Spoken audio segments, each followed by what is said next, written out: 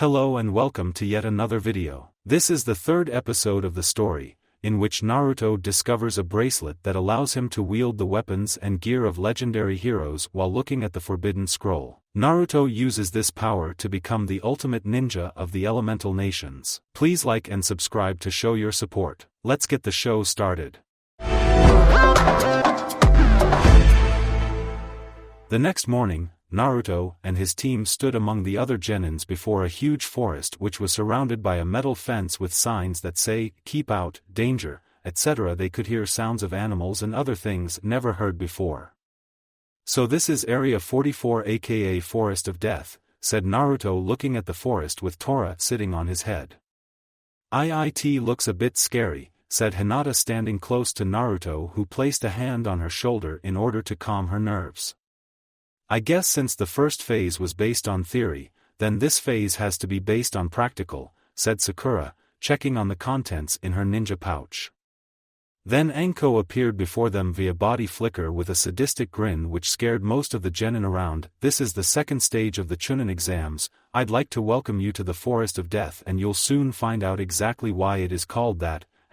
Whatever is in that forest is no match for my team and I," said Naruto proudly. He noticed a glint in Anko's eye and knew what was coming. "Looks like we have a tough guy here." She quickly drew out 2 kunai from her sleeves and flung it at Naruto, who tilted his head to one side to dodge the first one and twisted to catch the second by the handle with his teeth before he felt cold steel at his neck. "It's tough guys like you that always leave a bloody mess whenever they enter the forest." A grass ninja walked up to them with a kunai in her tongue which pretty much creeped everyone out. "You dropped this, why thank you," said Anko taking the kunai back. "There's something about that ninja that gives me bad vibes, just like Kabuto," thought Naruto looking at the grass ninja lick her lips with her long tongue. "Then it's best that you keep your guard up, especially when in the forest," said Tsunami. "I must agree with Tsunami Naruto-kun, I can sense a lot of negativity around us at the moment," said Kurama. "Thanks for the heads up girls," thought Naruto as he turned his attention to Anko. "Before we can begin, I'd like to hand out these forms for you to sign," said Anko holding out a stack of papers. "What are they?" asked Shikamaru. "Just your standard consent forms for when you get killed in this test, so we won't be held responsible for it." "Oh man, what a drag, can this boy get any lazier?" said Kurama. "Maybe, we'll just have to wait and see when the time comes," thought Naruto. "Before you sign the forms, let me tell you what you'll be doing on this test. There are 44 locked gates around the practice area. Within it are rivers, a forest and a tower located at the center." Then she reached into her coat and brought out 2 different scrolls. "It is within the arena that you will try to acquire these scrolls through a battle royale with no rules." "You mean we are to acquire both scrolls?" asked Sasuke. "That's right. There are 26 teams in this test, so half will get an Earth Scroll and the other will get a Heaven Scroll." "Okay, then how do we pass the test?" asked Sakura, who was paying strict attention to the rules so far. "Your team must bring both a Heaven Scroll and an Earth Scroll to the tower," said Anko. This must be what Anko meant by cutting the participants in half, because half of us will move on to the next phase while the rest will fail, said Naruto. "Also know that there is a time limit. You have to complete the test under 5 days while in the forest." 5 days? "What we supposed to eat while we're in there?" asked Chuji frantically. "You can just look around the forest as there are plenty of things to eat," said Anko. "But let's not forget that there are lots of wild animals and poisonous plants in there that could kill you," said Kabuto. "Oh man," said Chuji looking very depressed. Continuing on, there are 3 ways in which you can be disqualified. First is when all 3 members of your team are unable to arrive at the tower with both scrolls within 5 days. Second is if you lose a member of your team or the member is incapacitated. The third is that under no circumstances should you open the scrolls before you enter the tower, said Anko. "And what happens if you do open the scrolls?" asked Kiba. "Let's just say that it would have been the last thing you would have ever thought of doing," said Anko with a sadistic look. "Looks like everyone here has gotten the gist of it," thought Naruto as he looked around. "After signing your consent forms, you and your team will take them to the booth and exchange it for your scrolls. After that each team will pick a gate and be let inside. And here's a piece of advice from me. Don't die, said Enko with a stern gaze, before glancing at Naruto, especially you Naruto-kun. Naruto looked at her and nodded as if understanding what she had meant, then the team scattered to make their decision. Naruto was walking around having already signed the form, when he saw his longtime friend Chuji, who is still in depression, before a mischievous grin appeared on his face. Naruto-kun, what are you up to? Asked Kurama as she recognized that look. I'm just gonna give my buddy a pep talk, thought Naruto as he approached Chuji. Hey pal, why so glum? I was worried about not getting enough food to eat, now I have to worry about getting eaten, said Chuji. Listen Chuji, it's only a matter of the most hungry being the predator and the least hungry being the prey. So tell me, do you want to be the prey? No, you'd rather be the predator? Yes, that's right, so when you go in there, you show those plants and animals that you're the predator and not the prey. Yes I will. And after all this, you can walk amongst the crowd with pride upon showing them that you were able to survive the forest of death. Do you feel me? Yes I feel you. Then go and show me what you're made of, do it for the barbecue. Sir yes sir, shouted Chuji with fire in his eyes. Shikamaru was nearby watching in surprise. I'm sure no one has ever thought of motivating an Akimichi like that. You're really becoming more troublesome by the minute Naruto, thought the lazy Nara. Someone else was also watching them with fire in his eyes. His flames of youth burns brightly, Yash. Mine will burn just as bright as his. Later on, Naruto and his team stood in front of a gate with a heaven scroll in his ninja pouch as they waited for the signal to start the second stage of the exams. Alright Sakura-kun, Hinata-kun, let's do our best to pass this test. We're just a few steps closer to becoming Chunin, said Naruto while tightening his headband, and Tora poked out of the hood and flexed her claws. You got it Naruto-kun, said Sakura. Okay Naruto-kun, said Hinata shyly. Then they heard Enko's voice on the loudspeaker. Alright you rookies, the second part of the test has begun. All of the gates simultaneously opened and everyone dashed into the forest to begin the hunt for the scrolls. After building some distance from the entrance, the team stood among giant trees of the forest. So what is the plan for us to get a scroll Naruto-kun? Asked Sakura. First we need to locate the other team's whereabouts, in order to plan an ambush as well as avoid getting attacked, said Naruto. He remained silent for a few moments, much to confusion of both girls, before he finally spoke up. I'm gonna take a whiz, I'll be right back soon. Naruto walked to a nearby bush and was relieving himself when he sensed a change in the winds. He inwardly smirked when he felt cold steel touch his neck. Don't move and give me your scroll, I know that you have it. Naruto glanced behind him to see a ninja in a pale bodysuit and an oxygen mask. And I don't have it, said Naruto with a smirk. Then I'll just slit your throat and go after the others, since you're all alone here, said the Rain Ninja. That's where you're wrong. Who said that I'm alone? No sooner had he said that than a blur popped out of his hood and slashed the ninja in the face.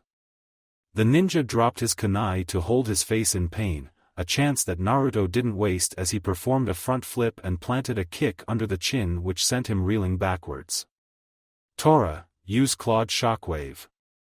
Tora channeled chakra to her claws and swiped at the Rain Ninja, releasing waves of energy which left gashes and knocked him back further. Shadow kick. Then he sped forward with a side kick while leaving green afterimages behind and slammed his opponent into a tree, knocking him unconscious. Darn it, he doesn't even have a scroll, said Naruto as he tried to loot the fallen ninja, but this gives me an idea. What do you mean Naruto-sama? Asked Tsunami curiously. Naruto was about to tell her the plan when Kurama suddenly spoke up.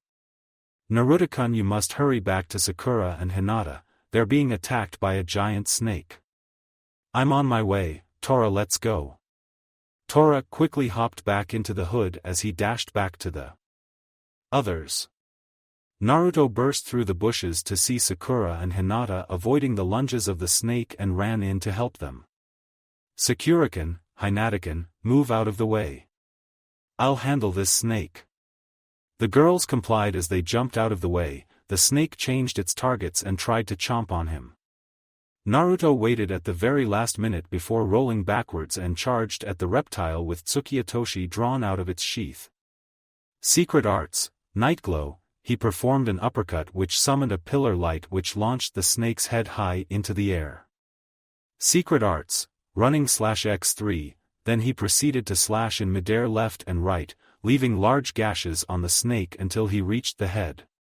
Secret Arts, Phantom, an afterimage appeared behind the snake and they both descended with a vertical slash, cleaving it into two. The snake laid there for a moment before disappearing in puff of smoke, much to their surprise. "What was that?" asked Sakura. "It seems to be a summon, which means that it was not an inhabitant of the forest," said Naruto sheathing the Muramasa. "But the only one to summon snakes is Enkosen, but two don't think it's a part of the test," said Hinata. "She's right, the only one I can think of that summons snakes is..." Naruto's eyes widened upon realizing who it was. "If so, then what is he doing here in the Hidden Leaf Village?" "Naruto-kun, I sense Enko in the forest and it seems like she's pursuing someone and his chakra is too high to be that of a genin," said Kurama. "Hinata-kun, Sakura-kun, I sense Enka-kan chasing someone who might have something to do with summoning the snake, so I'm going to help her capture him, then we'll stay and remain undetected until you come back, then we continue our search for a scroll," said Sakura. "Just be careful, Naruto-kun, I don't want you to get hurt," said Hinata worriedly. "Okay then, Tora, could you remain with them just in case?" Tora meowed in affirmation before jumping out of his hood and into Hinata's arms, then Naruto took off in the direction which Kurama showed him. Meanwhile Anko was jumping through the tree in search of her target until she finally saw him standing close by and landed a few meters away. "I finally found you, Orochimaru-sensei," said Anko with venom in her voice. The man turned around with an evil smile on his face. Kuku, it has been a while, Anko. I don't have the time to go down memory lane with you. I'm gonna make you pay for what you had done to me." Anko took a pair of kunai and charged at her former master. Orochimaru quickly lashed out with his tongue which wrapped itself around her arm, pull her towards him, but Anko rather lunged forward and dealt a side kick which sent crashing into a tree. Shadow snakes shot out of her sleeves and towards the tree which left a cloud of dust, then she pulled hard and drew Orochimaru out of there wrapped in her snakes and slammed him into a tree. "Now die." Anko stabbed the kunai into his heart, only for Orochimaru to turn into mud and melt away. Damn, he used a mud clone to evade. She felt something wrap around her neck from behind and was thrown into a tree with serious force which dealt some damage on her. Orochimaru approached Anko with an evil smirk on his face. "Kukuku, it seems you improved a bit since we had last met, but it's not enough. Let me show the difference between us." He formed a hand seal expecting Anko to reel in pain from her curse seal only to be shocked that there was no reaction whatsoever. "What, how can you not be affected by my curse mark?" "Heh, that's because the one whom I fell in love with removed the seal, freeing me from your stench," said Anko with a smirk. "That's impossible, one should not be able to remove it, not even Jiraiya." "No matter, I'll just give you another one then." Anko looked frightened at the thought of getting another curse mark as Orochimaru approached her when something appeared in front of him and dealt a roundhouse kick to the head, knocking him back. Anko's expression changed from fear to joy upon seeing who it was. "Naruto-kun, you're here." It was Naruto who had shown up. He was leaping through the trees when he saw Orochimaru approaching Anko and had used Kung Lao's short-range teleport to get in between them and knock back Orochimaru with a roundhouse kick. "Don't worry, Anka-kan, I'm here to help," said Naruto with a foxy grin.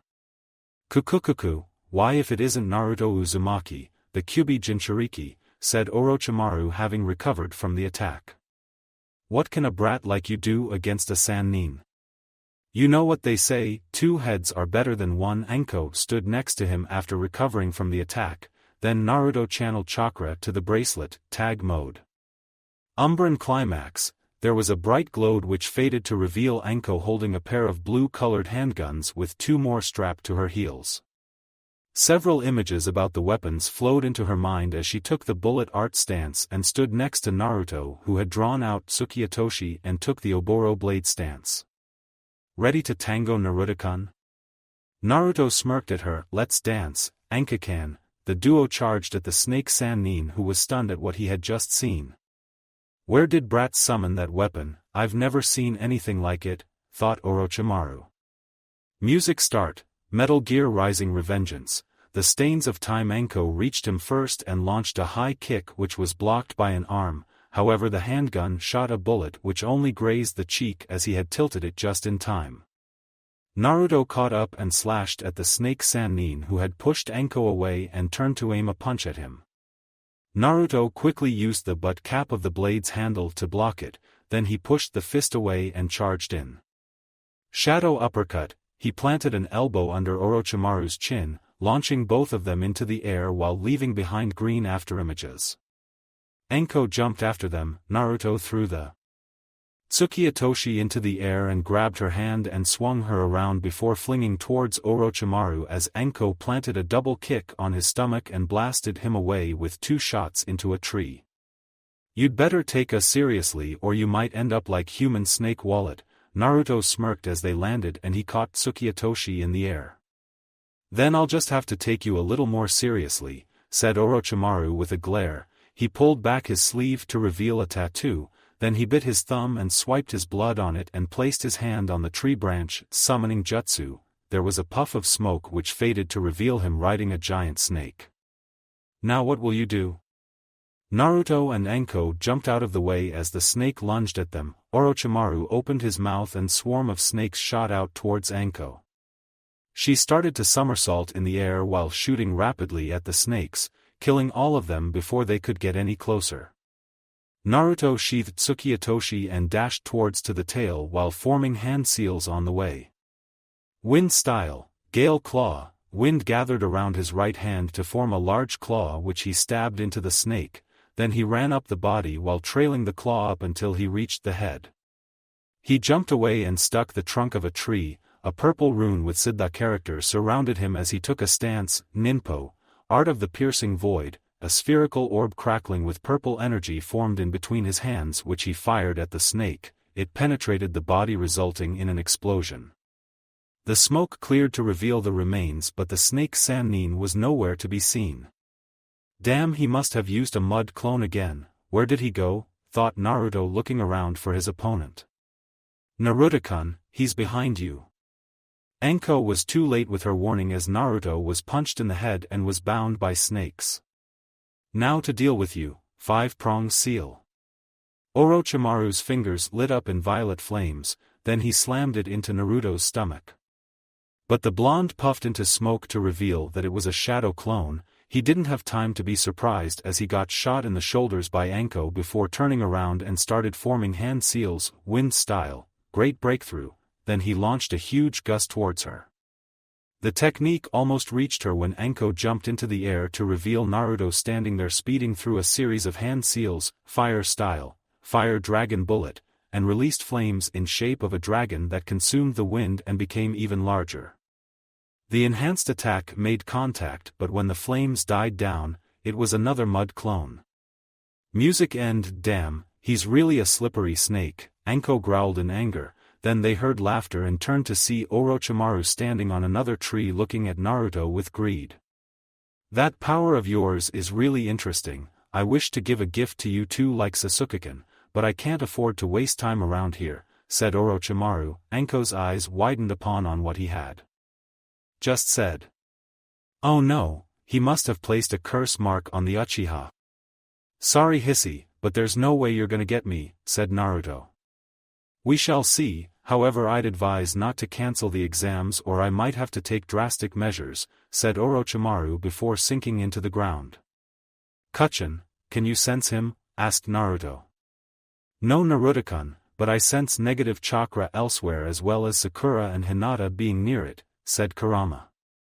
Okay then, Naruto turned to Anko. I have to check on Sakura-kun and Hinata-kun, then we'll head towards the tower after acquiring an earth scroll. Alright Naruto-kun, I'll head to Hokage-sama and report to him on what had just happened. Please be careful on the test, said Anko as the handguns disappeared in a flash of light, then she left. You got it Ankakan, ride the wing road. Naruto channeled chakra to the bracelet and summoned the air treks and skated towards the source of the negative energy. Sakurakin, what should we do? Asked Hinata fearfully. I don't know Hinatakan, replied Sakura with worry. While they were waiting for Naruto to return, they had sensed a surge of chakra and trailed it only to see the sound ninja attacking Shino, Kiba and Sasuke. Sasuke was laying on the ground, Kiba and Akamaru were kneeling on the ground with their ears bleeding due to the metal gauntlet of one of the sound. Shino tried to use his bugs to drain them of their chakra. Lee then appeared to help Shino, but soon they were unable to continue fighting. That was when Sasuke woke up, but his body was covered in black flame-like markings on his body while radiating chakra that felt foul to those around him. Who does this guy think he is? Said Zaku, the boy with the black spiky hair. Zaku, don't provoke him, said the second male named Dosu while the girl who goes by the name Kin looked on fearfully. I don't know what that grass ninja did to me, but with this power I can kill him, said Sasuke with an evil smirk as the chakra flowed through him. What's happened to Sasuke? He's never radiated such chakra, even my bugs are fearful of it, thought Shino. Don't worry about it, I got this. Super slicing wave. Zaku thrust his palms forward and unleashed a powerful blast of wind and sound at Sasuke resulting in an explosion. Heh, what a weakling, actually, you missed, voice spoke from behind. Then Zaku was blown away by a powerful backhand. Everyone turned to see Sasuke standing there with an arm stretched, showing that he had dodged the attack and had appeared from in a burst of speed. I've never seen such speed before. What was Orochimaru-sama thinking when he sent us to fight him? Thought Dosu. What's going on? I didn't want to be here, thought Kin with fear. Hinatakan, what's wrong? Asked Sakura looking at Hinata who was quivering in fear. Two used my Byakugan to look at Sasuke's chakra and it felt dark and evil, said Hinata. Sasuke disappeared again and reappeared behind Zaku. And grabbed his arms with a sadistic grin. You seem to be very proud of your arms, what are you doing? Stop. Sasuke ignored Zaku's pleas and proceeded to break his arms, then he turned his attention to Kin who started to shake in fear. Now it's your turn, and I hope that you can keep me entertained unlike your teammate here, said Sasuke as he slowly walked to the terrified Kunoichi. Then someone landed in between them, and they all recognized who it was. It's Naruto-kun, said Sakura happily. Sasuke, that's far enough. Naruto stared intently the boy standing in front of him. He's not resisting the curse mark at all. Naruto-sama, be careful, the curse mark is different from the one which was on Anko-san, said Tsunami. Dobe, just the one I want to test my strength on, Sasuke smirked evilly before charging at Naruto. Naruto quickly sidestepped from a straight punch and grabbed the arm flipping him over, but Sasuke landed on his feet and charged again and launched a high kick. Naruto ducked under and used a sweep kick to knock him off balance and used a double palm thrust to send him tumbling away. This time, it was Naruto who dashed towards Sasuke. The raven-haired boy quickly sped through some hand seals and took aim at the blonde, fire-style, grand fireball, then shot a large ball of fire. Naruto sunk into the ground and appeared behind Sasuke, then he chopped him in the neck, rendering him unconscious. Naruto watched as the cursed marking receded back to the seal and noticed that it was much different from the other one. It seems that this seal is much stronger than the first one that I removed. You're right, Naruto-sama, and I don't think the cursed exorcism will be strong to remove it. You'll need to create a much stronger jutsu for it, said Tsunami. Yeah, but that will have to wait until the exam is over, and we still don't have an earth scroll yet, Naruto-kun, said Kurama. Naruto was contemplating when he noticed Dosu approach him. I wish to make a deal with you. Dosu reached into his ninja pouch and brought out an earth scroll and placed it on the ground. Much to everyone's confusion, I'll give you the scroll and you let us go. Naruto looked thoughtful for a moment before giving his answer. You've got yourself a deal, thank you, but the next time we meet in combat, I can assure you that we won't run away. Kin, let's go. Dosu went to pick up Zaku, jumped away while Kin looked at Naruto for a moment before following after her teammates. Sakurakin, Hinata-kun, you can come out now, it's safe, said Naruto. The girls quickly came out of the bushes and started to check him for injuries, which was large bruise at the side of his head from Orochimaru's punch. Tora noticed the bruise and licked it in concern for her master, to which Naruto smiled softly and petted her. Naruto-kun, are you okay? Asked Sakura worriedly. Yeah, I'll be fine now. Naruto turned to Kiba and the others. What about you guys? We should be able to recover, so thanks for your concern, said Shino. Okay, but what about the Earth Scroll? You can have it, as we already have a complete set. We were on our way to the tower when that grass ninja attacked us before this. Okay, then we'll catch you later at the tower. Naruto took off with Sakura and Hinata close behind. After a while, they finally arrived at the tower and passed through the door to find themselves in a room with an inscription on the wall. Sakura read through the inscriptions before speaking up. According to the writing on the wall, I think we should the scrolls. Are you sure? And Kosen told us not to open it, said Hinata hesitantly. Actually, she said that we should not open the scrolls before we reach the tower, so now that we're here, we can open them now, said Naruto, bringing out the scrolls from his pouch and passing one to Sakura. When they both opened the scrolls, smoke started to come out, forcing them to throw them away. The scrolls landed in an X pattern before there was a large poof which cleared to reveal Kurenai, who was smiling at them. Kurenai-sensei? What are you doing here? Asked Sakura. To answer your question, the teachers of their teams are supposed to welcome them back as well as to congratulate them for passing the second part of the exam, said Kurenai. So if we had opened the scrolls before entering the tower, you would have knocked us out, right? Asked Naruto. You're right about that, Naruto. Since there's still a few more days left for the test, you rest for a while, but be sure to remain in the tower or you will be disqualified, said Kurenai before using body flicker to leave. Alright girls, let's rest up and wait for the others to show up, said Naruto. Okay Naruto-kun, said Hinata. The girls walked away while Naruto stayed behind. He took out a small scroll from his pouch and unsealed it to reveal an even bigger scroll. Kuchin, Chinamakin, what do you think this scroll contains? Asked Naruto. We don't know, Naruto-kun, we'll have to examine it later, said Kurama. Naruto nodded in affirmation before walking away from the room. Naruto was laying on a bed with Tora sleeping on his stomach in a room at the tower as he and his team waited for the other participants to arrive. Then he reached into his pouch and brought out a scroll which contains the mysterious scroll which he found in the Forest of Death. Kuchin, do you have any clue about the scroll? Asked Naruto.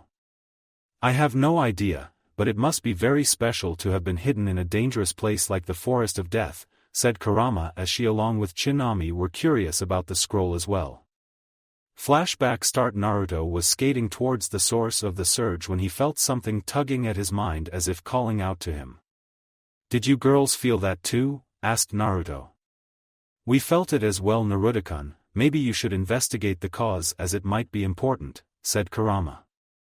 Naruto followed the feeling until he was standing in front of a cave which was well hidden behind some bushes.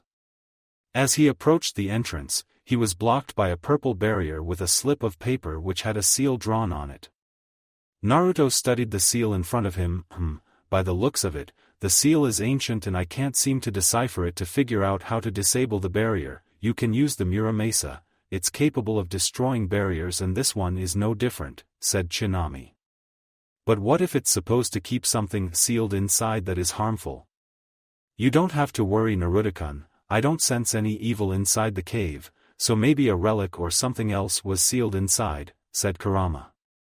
Okay then, let's go since the feeling is getting stronger. Naruto grabbed the hilt of the Mume no Tamino and took an IAI stance, then he drew the blade out quickly before slowly sheathing the blade, then with a click the paper was shredded and the barrier shattered a glass.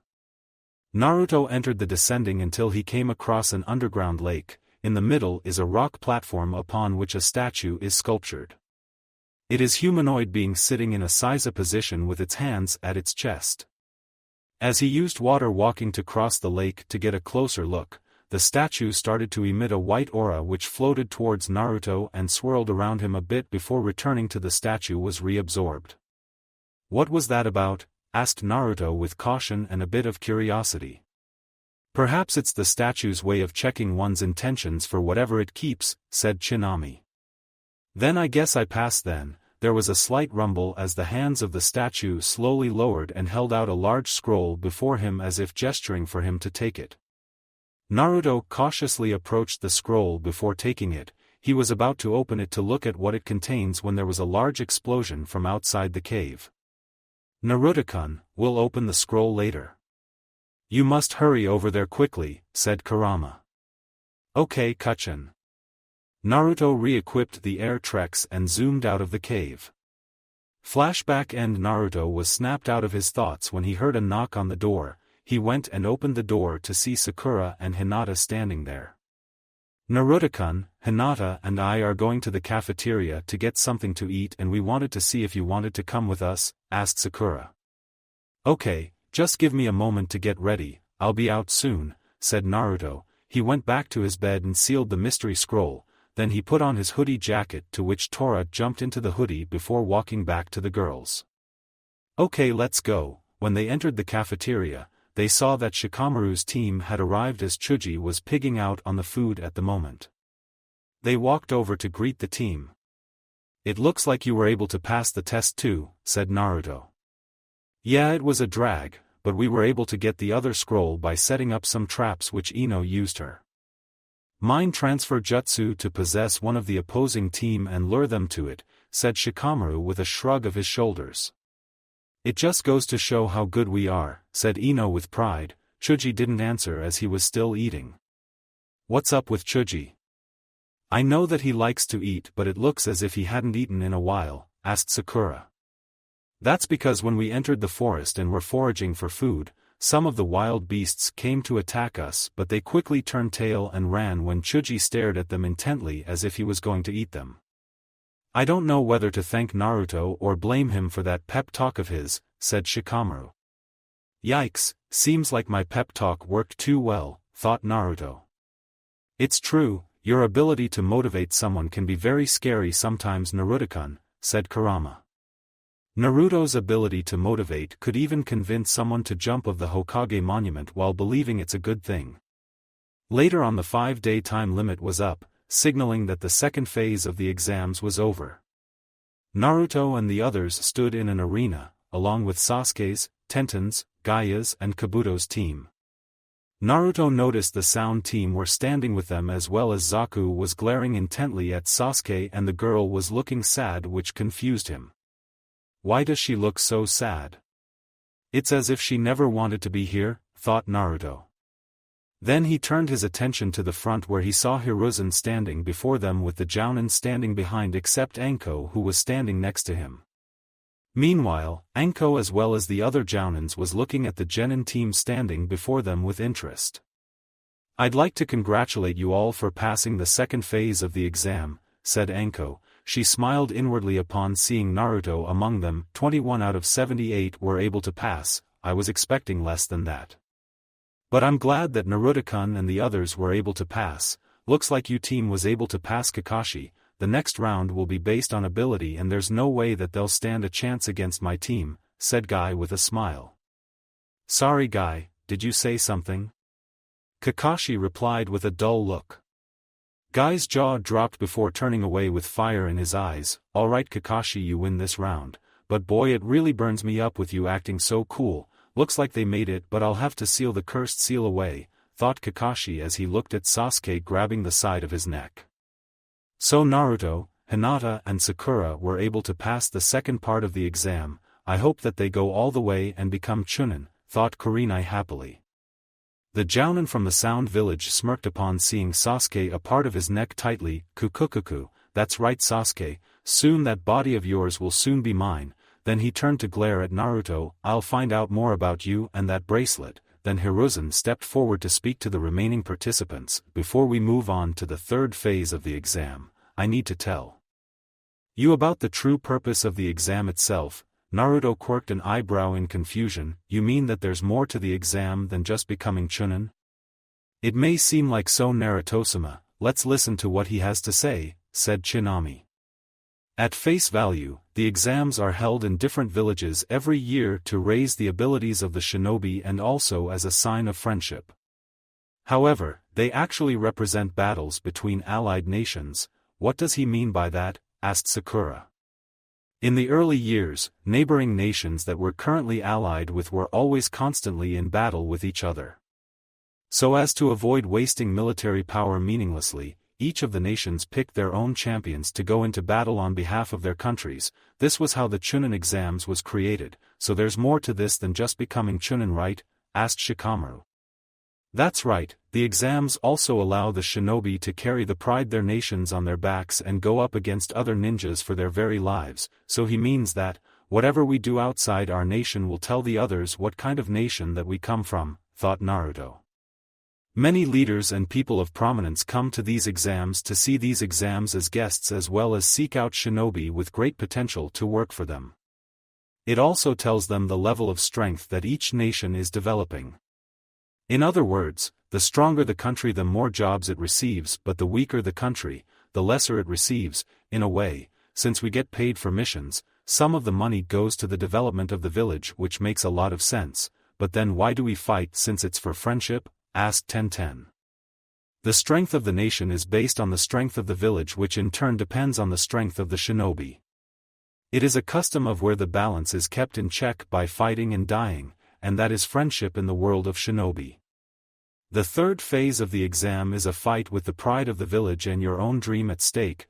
We've got the gist of what's going on around here, so let's move on to the next level, said Naruto with a smirk, which was with a smile from his surrogate grandfather. Very well, then I'll explain to you about the third test then. Hiruzen was about to continue when a leaf ninja appeared before him. Lord Hokage, before you do, please allow me, Hayate Gecko proctor of the third exam, to speak first, said the ninja. Permission granted, said Hiruzen. The leaf ninja turned to face the participating teams. Before we begin the third exam, there's something I'd like all of you to do. I'm not doing the coughing thing, it's a bit annoying for me and I don't want to waste your time. So what is it you want us to do? Asked Kiba with Akamaru barking from within his jacket. We're going to have a preliminary exam before moving on to the real one. The man's statement was met with shock and then anger. What do you mean by preliminaries? Shouted Shikamaru. The first and second test might have been too easy as we didn't expect so many of you to pass. The rules allow us to apply a preliminary exam anytime during the exam so as to reduce the number of candidates remaining, said Hayate. But isn't it unfair? Said Sakura confusedly. Remember what Lord Hokage said, many important people will be there to watch. They've come to see only the best, so we can't afford to waste their time. So if there's any of you who are not in their top physical condition, now is the time for you to bow out. What, you right now? Shouted Kiba. You can't complain about this, things like this happen even on missions outside the village, said Naruto. The others soon agreed with him on the logic. I'd like to withdraw from the exam, said Kabuto, much to the surprise of everyone around. Why are you quitting when you've gotten so far? Asked Naruto. I'm suffering from injuries from the forest, so I don't want to take the risk. Besides, there's always next time. With that said, Kabuto left the arena, but Naruto was staring at him with a stern gaze. For someone who makes it all the way to the third test and just quits in the middle, this is too suspicious. He must have been gathering information all this while, thought Naruto. You're right, Naruto-kun, any normal genin would do whatever it takes to pass the Chunin exam, but he was too relaxed about it, said Kurama. Which only means that he's been gathering intel to giving it to someone, but the question is who? Naruto snapped out of his thoughts when Hayate spoke up again. Very well then, the preliminaries will be based on one-on-one matches. There are 20 of you, so there will be 10 matches. The winners of the matches will be the one to advance to the third exam. There are no rules and victory is decided by knockout or death. Now we'll begin. Hayate nodded to Anko, who then spoke to her headset. Open the panel. A panel in the wall opened up to reveal a large screen which started to shuffle names which Naruto guessed to be names of those around him. It somehow feels we're in a game show, said Naruto with a smile. The girls giggled at his joke. Soon screen stopped shuffling through the names and displayed the first two competitors Sasuke Uchiha vs Yoroi Akato. Okay, those whose names are displayed should remain on the arena while the rest will view from the upper levels. With that, the rest of the genins went to the upper levels with their senseis as they watched the battle begin. Sasuke vs Yoroi Akato. Sasuke dashed at his opponent and engaged him in close combat, forcing Yoroi to be on the defensive. However, he started to notice that he was getting tired far too quickly from his standards. What's going on? It feels like my strength is waning too fast. Sasuke dodged a punch and noticed that it was radiating chakra. Now that I think about it, every time I attack he blocks with chakra on his hands. Could it be? Seems like you finally figured it out. Yoroi chuckled darkly as he charged at Sasuke, who took a defensive stance. This will be a problem for Sasuke, said Naruto watching the match. What do you mean, Naruto-kun? Asked Sakura with Kurenai and the others listening in. That Yoroi guy looks to have the ability to drain his opponent's chakra upon contact. I'm sure Hinata can tell as well, and Naruto-kun is right. I can see with my Byakugan that Sasuke's chakra level is reducing while Yoroi's increasing, said Hinata. But this would rather force Sasuke to use the cursed seal and become corrupted, said Kurama. Naruto took a side glance and noticed that Kakashi wasn't reading his novel. Seems like Kakashi is watching out for that, thought Naruto before turning to look at the battle. Sasuke was trying everything he can to avoid contact with Yoroi, but every so often a hand would graze past his body and drain a bit of his chakra, and the cursed seal is making it difficult as well. Using close combat is too big of a risk and I don't have enough chakra to use my fire jutsu. There's gotta be a way to land a critical hit to turn this all around, Sasuke thought frantically before he remembered something which made him smirk. I'm done playing with you, it's time to end this. Yoroi charged at Sasuke once more and stretched his hand out to grab him, but Sasuke disappeared much to everyone's confusion except Lee and Guy, who realized what just happened. Could he copied that move? Said Lee, who was shocked.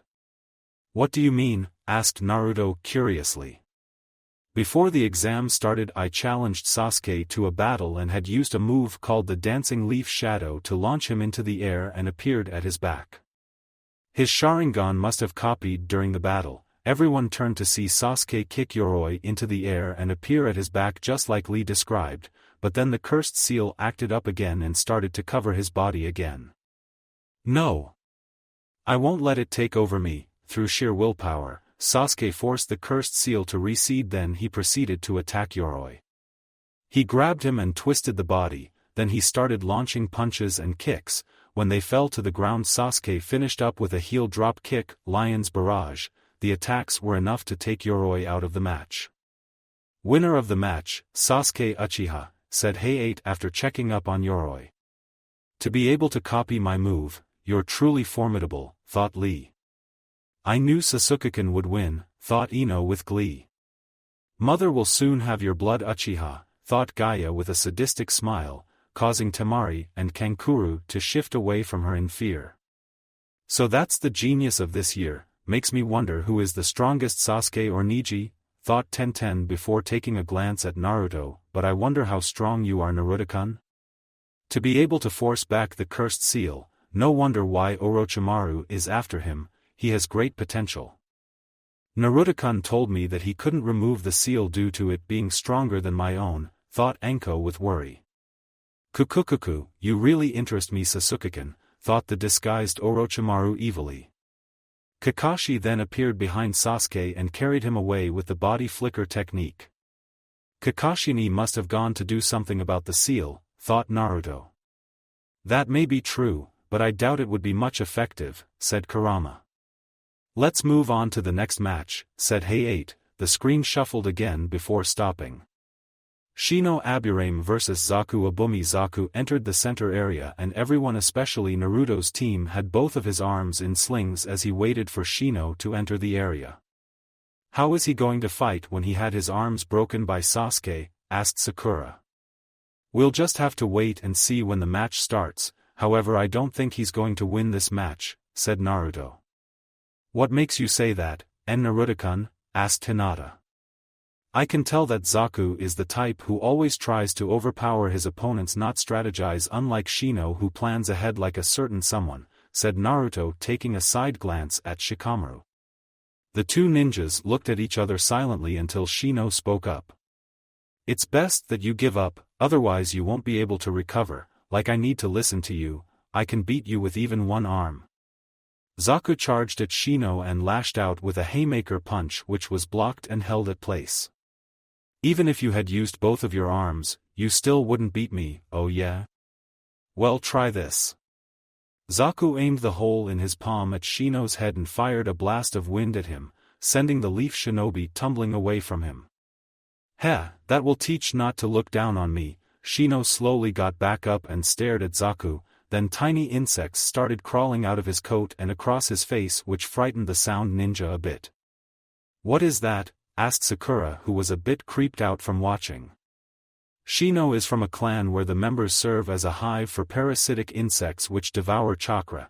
The insects will obey the user as long as they offer their chakra to feed them, said Kiba. So in a way, they're like that Yoroi guy except on a much larger scale. Zaku was glaring at Shino as he prepared to attack again, but Shino spoke up while pointing a finger behind him. Before you try to attack me, you might want look behind you. Zaku turned to see swarms of insects approaching him. I'll say it again, it's best that you give up. If you attack me with that arm, then my insects will attack you, and if you attack the insects, then you'll have me attack your blind side. It always pays to have an ace in the hole. He's right, there's no way out of this situation, unless he's suicidal, said Naruto. Zaku looked a bit panicked before he started laughing. I'll have to agree with what you said about having an ace in the hole, because I have one as well. He brought out his other arm and aimed at the insects as well as aiming the other at Shino, much to everyone's surprise. Now it's over. He tried to perform his technique at full power, however it resulted in his arms bursting with holes in them. What just happened? Shouted Ino. They all took a closer look and saw Shino's insects plugging up the holes on both arms. While I was trying to warn you but was ignored, I had my insects crawl into your wind holes just in case you try to pull a fast one on me. Although it's good to have an ace in the hole, it never hurts to have second ace, said Shino before he appeared before Zaku and delivered a powerful backhand and knocked him out. Winner of the match, Shino Aburame, said Hey 8. Then the medics came in and carried the unconscious sound ninja away to the infirmary. You were right, Naruto-kun, said Sakura. Yeah, if I were to face him, I might be hard-pressed unless I used either wind or fire jutsu to destroy his insect colony, said Naruto. Then the screen light up again with the names for the next match. Kankuro vs Misumi Tsuguru. Naruto watched as the sand ninja walked to meet with the other ninja, who is a teammate of Kabuto. Naruto-kun, what kind of techniques do you think that sand ninja might have? Asked Hinata. I don't know, but it might have something to do with that bundle which he has on his back, said Naruto. Unlike Yoroi, I don't underestimate my opponents. Let me give this simple advice: once I've caught you in my jutsu, you must surrender. If you do so, I will make it short and painless, said Misumi, but Kankuro merely chuckled and took the bundle off his back. It's a coincidence, since I was about to say the same thing, except I would make it slow and very painful. We'll see about that. Misumi charged in and tried to punch Kankuro, who used a free hand to block it. Misumi smirked behind his mask as his arms and legs wrapped around Kankuro's body, restraining him, and gripped his neck. This is my ability. I can dislocate my joints, which softens my body, and then use chakra to control it perfectly. I don't know what you have in that sack, but as long as I restrain you, it's useless. Is it true, Hinata-kun? Asked Naruto. It's true, Naruto-kun. I can see the chakra flowing differently, said Hinata with her Byakugan activated. If you remember my advice, I suggest you take it or I'll break your neck, said Misumi, tightening his hold. I dare you to try, said Kankuro. No sooner he said that, than there was a snap and Kankuro's head hung loosely. Everyone was shocked, even though the rules say killing is allowed, but is still a shock to see someone get killed. I did warn him, he has no one to blame but himself. All of a sudden, 6 arms which are made of wood ripped through the suit wrapped around Misumi. The head turned around to face him only to reveal paint flaking off the face to reveal some sort of puppet with 3 eyes. The bundle nearby squirmed a bit and a hand pulled the wrappings to reveal Kankuro crouching with his hand covered in chakra and blue strings coming from the fingertips and connecting to the puppet. "What kind of technique is that?" asked Sakura. "It's called the puppet technique, where the user controls the movement of puppet with strings made of chakra to go into battle. The hidden sand village are known to practice it a lot," said Kakashi, who had reappeared behind them. The puppet squeezed more tightly until Masumi couldn't take any more and cried out in pain, "All right, I give up. I give up." "But think of how much more flexible you could be," said Kankuro, twitching his fingers to make the puppet squeeze far more tightly until Masumi passed out from pain. "Winner of the match Kankuro," said Hay-8, then the screen displayed the next match details. Sakura Haruno vs Ino Yamanaka. Before Sakura went down the stairs, Naruto grabbed her by the hand and smiled at her. "Remember Sakura-kun, I'm proud of you no matter what, win or lose," said Naruto with Hinata smiling and nodding in agreement. "Okay Naruto-kun, with you and the others watching me, there's no way I'm going to lose." Sakura then she walked to the center area and waited for Ino to come down. "I'm going to beat you and show Sasuke that I'm the best girl for him," said Ino as she faced Sakura. "Ino, I already told you that I don't love Sasuke, I never did, so stop talking about it and let's get this match started." "Humph, you're just saying that to trick me and I won't fall for it. What's so good about Naruto anyway? He's just a loser from the academy." Hearing this drew anger from Sakura, Hinata, Kurenai and Anko, while Naruto looked hurt with Kurama and Tsunami trying to cheer him up. "I hope Ino doesn't underestimate Sakura or this might end badly for her," said Shikamaru. "What do you mean?" asked Chuji, who kept trying to find potato chips in his ninja pouch, forgetting that he had already eaten them a long time ago. "I can tell that Sakura has changed ever since we left the academy, as you can recall that she doesn't go after Sasuke anymore but rather loves Naruto." "Shikamaru's right, since she doesn't act like a fangirl anymore, it means that she had trained seriously and should not be underestimated," said Asuma, watching the two young kunoichi carefully. "Alright, battle begin," said Hay-8. Then Sakura dashed at Ino and launched a straight punch. Ino blocked it but her eyes widened in surprise as she jumped back while clenching her arm in pain. What kind strength did Forehead have? She was never this strong back at the academy, thought Ino. Then she grabbed some shuriken from her pouch and threw them at Sakura, who quickly drew a kunai. Then she deflected the shuriken into the air before grabbing them and throwing them back at Ino. She dodged the shuriken by darting to the right before charging toward Sakura to engage in close combat. Thanks to Anko's training, Sakura was able to block and parry Ino's attacks, although a few blows made contact with her body. Ino went in with a low sweep kick, but Sakura quickly channeled chakra to her legs to latch onto the ground, hence stopping the attack cold. Sakura grabbed the leg and threw Ino across the arena and took a stance to wait for the next attack. "Whoa, is this really Sakura? She's changed so much from the academy," said Chuji in surprise. "I was right about it after all. Ino better think of something fast if she wants to win," said Shikamaru. "Sakura has certainly improved from when you graduated," said Kurama. "Yeah, she wanted to make up for the time that she wasted," thought Naruto. Ino slowly got up from being thrown and glared at Sakura. "No. I won't lose to you, I'll win no matter what."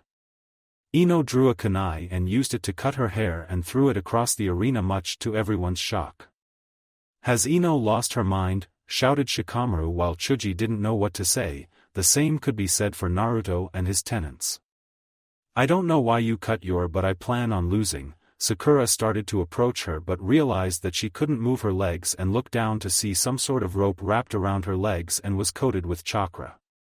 "I've got you now. I purposely cut my hair and threw across the arena so as to use it to hold you down.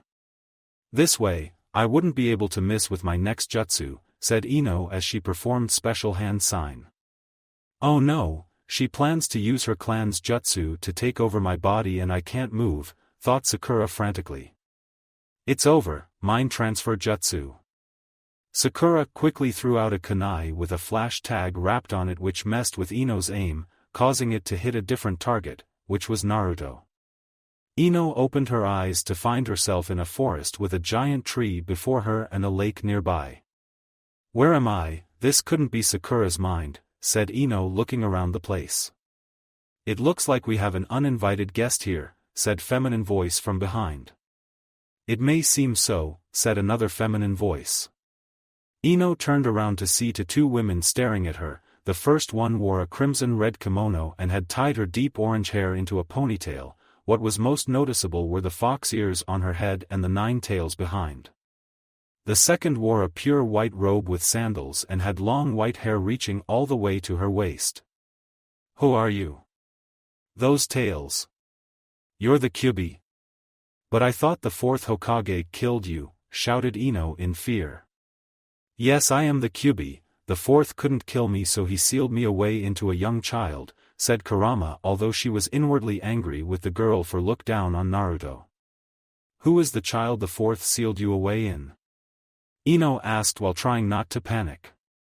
"That would be me," said a familiar voice. Ino turned around to see Naruto approaching her. "I'm pretty sure that no one was expecting this to happen. Wait a minute, you're the one that the 4th sealed the fox inside instead of killing it." I mean her," said Ino, who changed the last of her sentence when she was glared at by Kurama.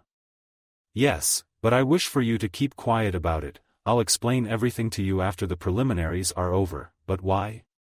"Because it's an strength secret that could get you killed if you tell anyone, so please promise me that you won't tell anyone, okay?" "But who is she?" asked Ino, pointing at the other girl. "Her name is Chinami and she is my guardian spirit. I'll tell you more after all this." "Okay then." Then Ino disappeared from the mindscape and found herself leaning against the wall on the upper level with Shikamaru, Chuji, Sakura, Hinata and Naruto watching over her. "Ino, are you okay?" asked Sakura.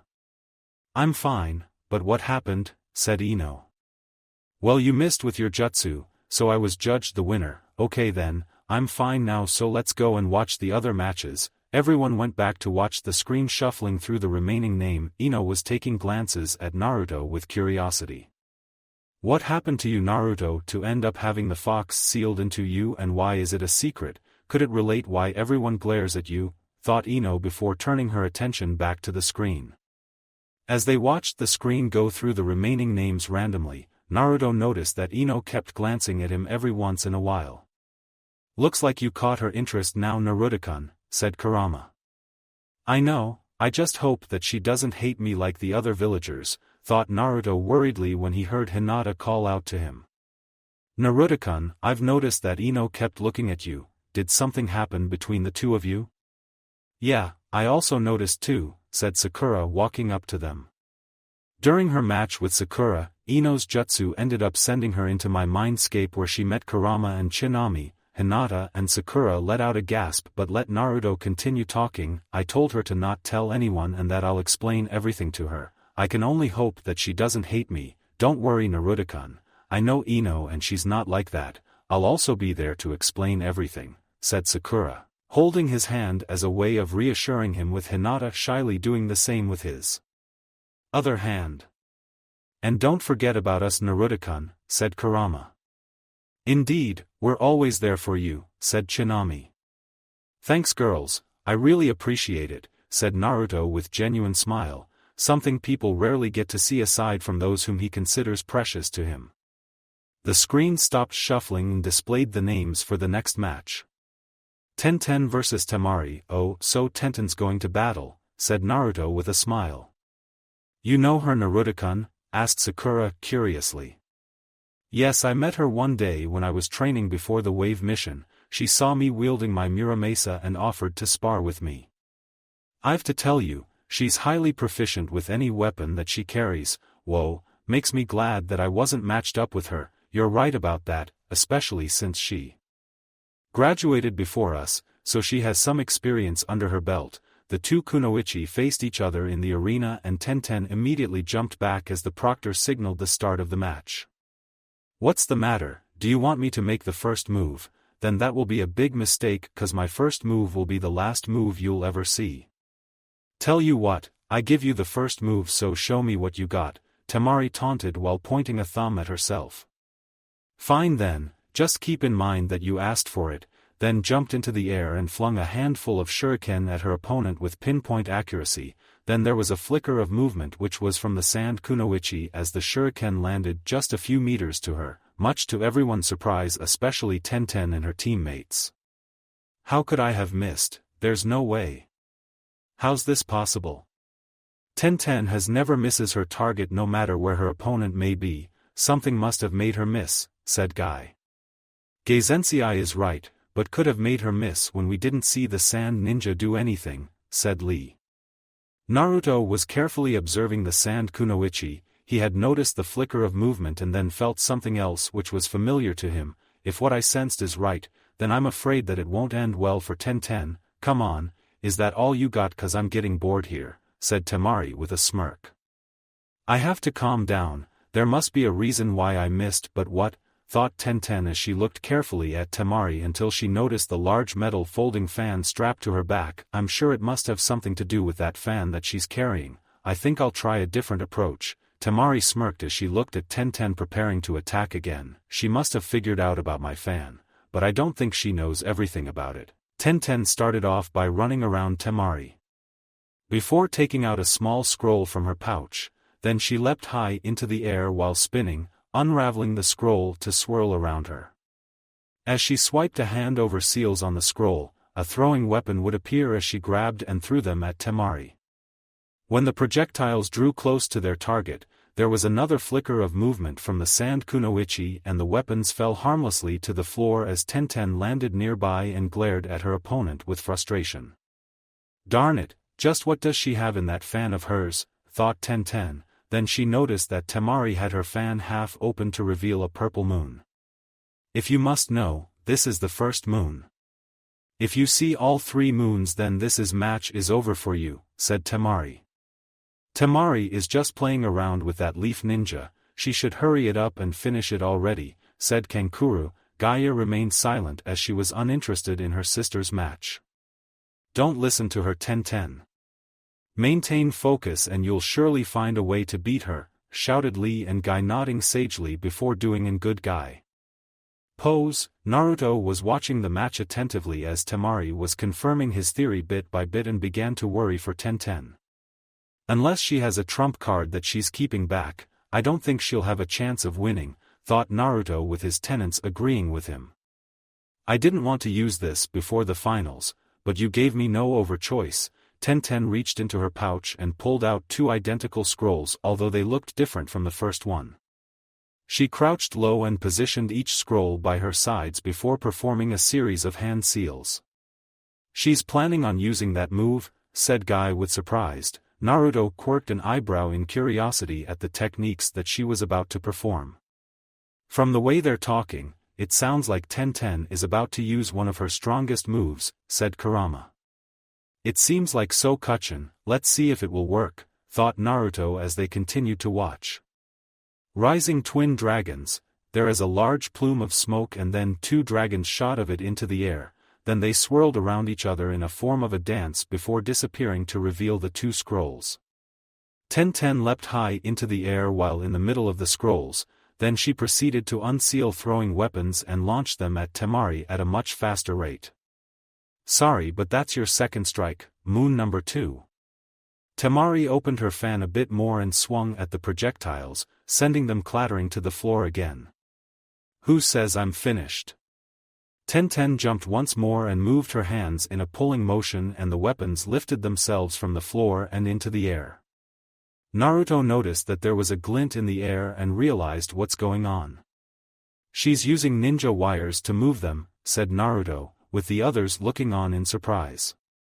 Tenten lashed out the wires, making the weapons shoot towards Temari again. Now I've got her, but was surprised when Temari simply smirked at her and swung her fan again, knocking the projectiles and sending her tumbling to the floor. She slowly got up to see the fan full opened and all three moons in display. Moon number 3, with a twirl of her fan, Temari disappeared before them. I was afraid of this. Tenten is not going to win this match, said Naruto sadly. What do you mean by that? why won't you support your fellow comrade, shouted Lee angrily, drawing the attention of the others nearby. Calm down Lee, I wasn't saying that to downplay her skills. It's because she had been matched with her natural enemy, something which she had no knowledge until now. What do you mean by Tenten's natural enemy? Asked Guy curiously. Let's just say that the sand kunoichi and I have something in common, and that is the affinity with wind. Guy's eyes widened in realization and started to sweat now, knowing the gravity of the situation. Naruto's right, I can't believe I've missed something like this. With no proper countermeasures, it won't end well for her. Guy and Lee now looked at Tenten with worry. Humph, it was her fate to lose this match, Neji snorted. Naruto stared at him in surprise and then anger. What's with this guy? First he glares at Hinataken, then he looks down on his teammate, thought Naruto. I'll have to agree Naruto-kun, this guy has poor social skills, said Kurama. Tenten was looking around the area, trying to locate her opponent. Where did she go?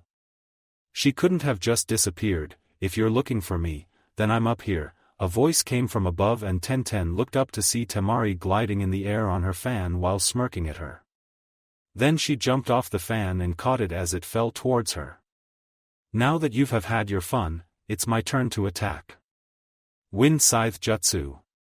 As Temari swung her fan, a vortex of wind raced towards Tenten and hurled her into the air. Before her could react, there it proceeded to cut her body with razor-sharp blades made of wind. Tenten, get out of there, shouted Lee in dismay. She won't be able to escape from the vortex. I see chakra in the wind, so Temari must be controlling it. It's all over for her, said Neji with his Byakugan active. When the jutsu finally faded away, Tenten fell towards Temari and everyone could see that she would land with her back on the metal fan. Oh no, if her back hits the fan, it could possibly damage her spine, shouted Kurenai with worry. The flicker of movement near them, and before Tenten landed on the fan, she disappeared, much to everyone's surprise. Where did she go? Temari was looked confusedly until she heard a familiar voice from behind. Hate to ruin your fun, but I won't let you hurt a good friend of mine. Temari turned to see Naruto glaring at her while holding Tenten in a bridal carry. What you almost did would have damaged her spine and cost her ninja career, so I'd tread carefully if I were you. I've forgotten about him. The rage in his eyes are almost as if I'm staring at Gaia, thought Temari fearfully. Winner by interference, Temari, said Hayate while coughing. Temari sighed with relief as she quickly walked back to her team, who were staring at Naruto, especially Gaia. That boy might be the one to prove my existence. I will surely know when I watch him fight. Many of the Leaf Ninja smiled happily as Naruto carried Tenten back to her team on the upper levels. Hiruzen smiled happily at how Naruto defended his fellow ninjas. The will of fire burns brightly within you, Naruto. That kid is a wild card that could interfere with our plans. I hope he doesn't pass the preliminaries, thought Baki, the Sand Team sensei. Thank you, it was most youthful of you to save Tenten, said Lee with tears which creeped out Naruto a bit. Sure, it was no problem at all, said Naruto. Then he turned to Hinataken, I need your help here. As Hinata approached them, Naruto noticed Neji glared angrily at Hinata and she walked past him quickly while avoiding his glare, which angered him further until he heard Shinami speak up. Naruto-sama, there seems to be something going between them. I figured that too, but we'll have to ask later when she's calm, thought Naruto before speaking to Hinata. We could use your salve to treat her wounds. Okay Naruto-kun. Hinata reached into her pouch and took out a small bottle of ointment. Then she proceeded to treat the wounds. Before long Tenten opened her eyes and looked around in confusion. What happened? Asked Tenten. You were defeated in your match and Naruto, in his youthfulness, saved you from getting hurt further, said Guy as he gave Naruto a thumbs up. Thank you Naruto-kun, it's no problem at all, I just didn't want to see you get hurt anymore, said Naruto with foxy grin, causing Tenten to blush, something that Sakura and Hinata noticed. That's so nice of him to save me, almost like a knight in shining armor. Wait, am I thinking like this? It's not that I like him, is it? Thought Tenten. We've got another girl who's interested in Naruto. Wait till Haku and Fu hear about this. They both simultaneously Then the screen lit up again and shuffled through the remaining names before displaying the details for the next match. Shikamaru Nara vs Kin. Darn it, when is it going to be my turn? I wanna show my prowess of awesomeness, Naruto whined, causing the tenants and the girls to giggle at his childishness. Man, what a drag, now I have to fight a girl. Gimme a break, Shikamaru muttered as he stepped into the area.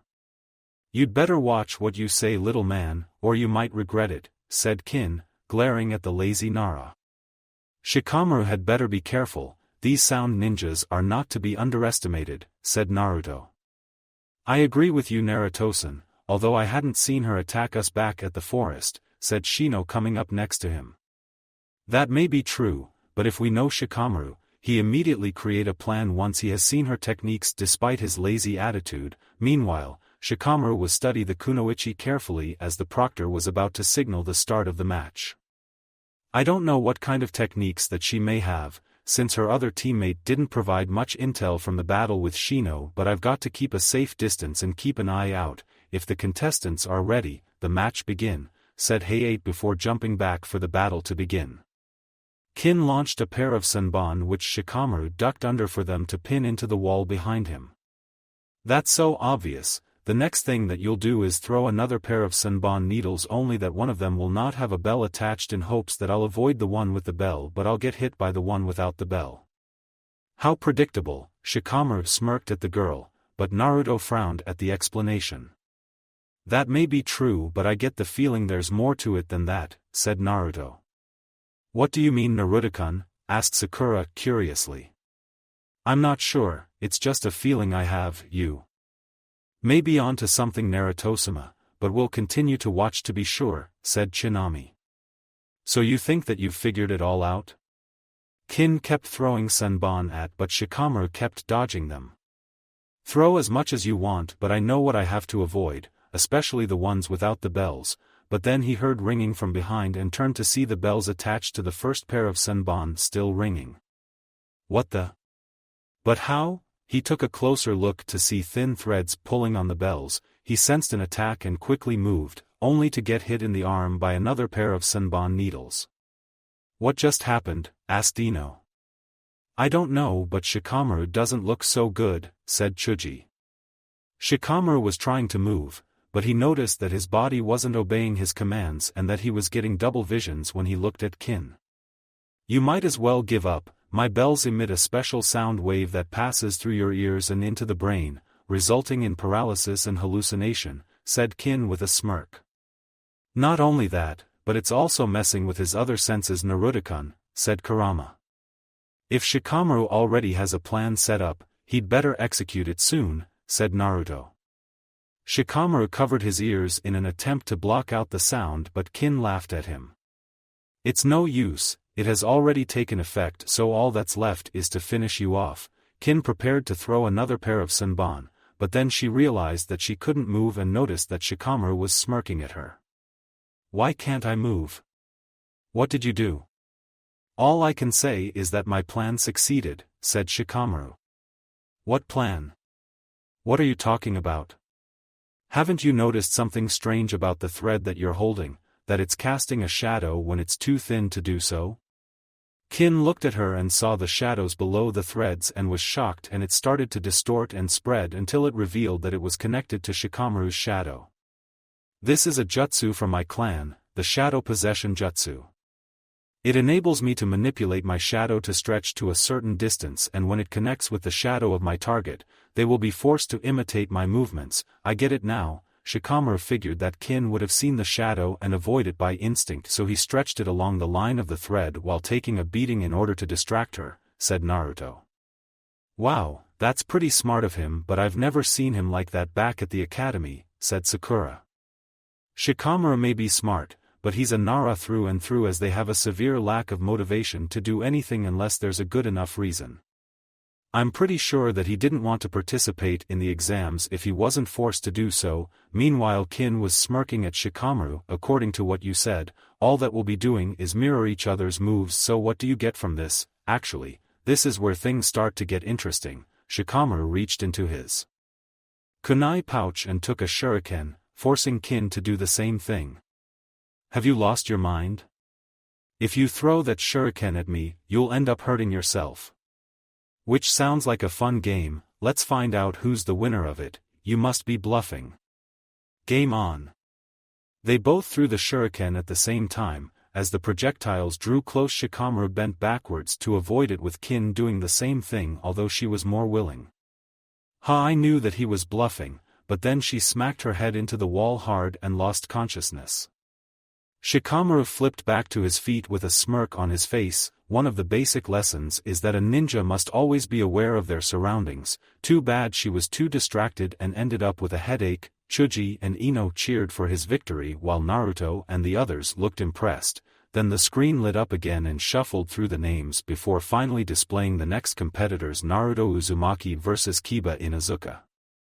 Akamaru, looks like we got lucky and ended up with the dead last. This will be an easy win, said Kiba, with Akamaru barking in agreement as they went down the stairs. Ah yeah, time for my big debut. Now I can show everyone here that Naruto Uzumaki is here to take the stage. Naruto grabbed onto the railings and vaulted over to land in the arena with everybody watching him. He even left behind a shadow clone, saying that it would serve as a commentator. Do your best, Naruto-kun, thought Hinata. Show them what you got, Naruto-kun, shouted Sakura. Everybody is waiting to see how much you've grown, as well as me too, thought Hiruzen. Kukuku, I hope to see something interesting, Naruto-kun, thought a disguised Orochimaru evilly. Sorry Kakashi, but your student might lose to Naruto if he continues to underestimate him, thought Kurenai. Be careful Kiba, Naruto isn't the same one back from the academy, thought Kakashi. Now I'll see if you'll truly prove my existence, thought Gaia. Let's see how troublesome you'll be, thought Shikamaru. I'll get to see your flames of youth, thought Lee. Do your best, Naruto-kun, thought Tenten. Have you truly changed, Naruto, thought Ino. On the arena, Naruto and Kiba were glaring at each other. He noticed that Naruto's swords were sealed away. Hey, what happened to your swords? Afraid that I'll break them, taunted Kiba, but Naruto simply smirked and raised his fists. Dude, with fists like these, I don't need to pack any heat, so you'd better watch out, as my 2 punches are ill.